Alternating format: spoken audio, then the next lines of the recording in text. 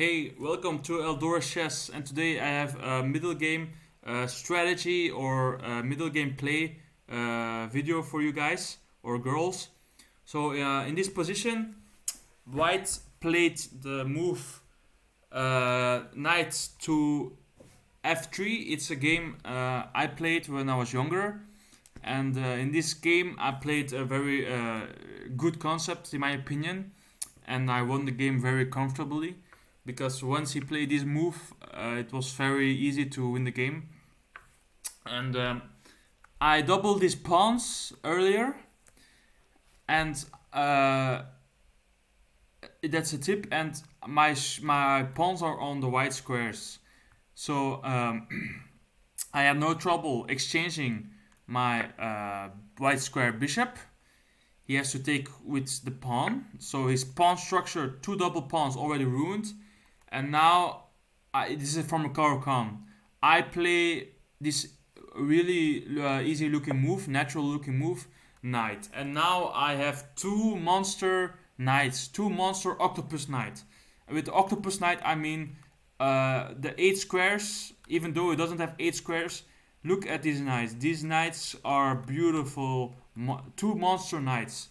Like, just look at how many squares they. Some squares they control, or some squares they are going to control. So just look at the knights. Just look at the knights, and compare it to the bishops. I know grandmasters love their bishops, but in this case, these bishops are worthless. Because with this double pawn, the white bishop can never maneuver, and I put all my pawns on white squares. So there's no maneuvering for the on both ends, and his dark square bishop is just doing nothing really. It's kind of good, but it doesn't really serve that many And yeah, that's the lesson for today. If you find a way to get good knight for his bad bishop, it is very good. And mostly, it is one knight against one bishop in the endgame, where most grandmasters prefer the knight because you can go from black color to white color, and with bishop you can only go on one square. And people prefer bishops when there's action, or pass pawn here, where there's actions on both sides of the boards. And when the close position, you probably want more knights. But I give you another reasons why are these monster knights. Because Black doesn't really have any pawns to kick them out. In most positions you have a monster knight, but a few moves later, White just puts a pawn on adjacent to your knight, and you have to move it.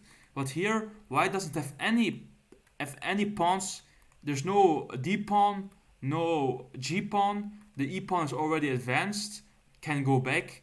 There's no B pawn, so these knights are here to stay. So in this, I'm gonna go very fast. I gave up my knight for just an easy winning endgame, and then he blundered his bishop. But the important thing is, in this position, I could beat Magnus Carlsen with these two knights. Like, I could beat every chess player. I could beat Stockfish 8. I could beat Alpha Zero with this position. It's just too easy to play. So that was my video for today.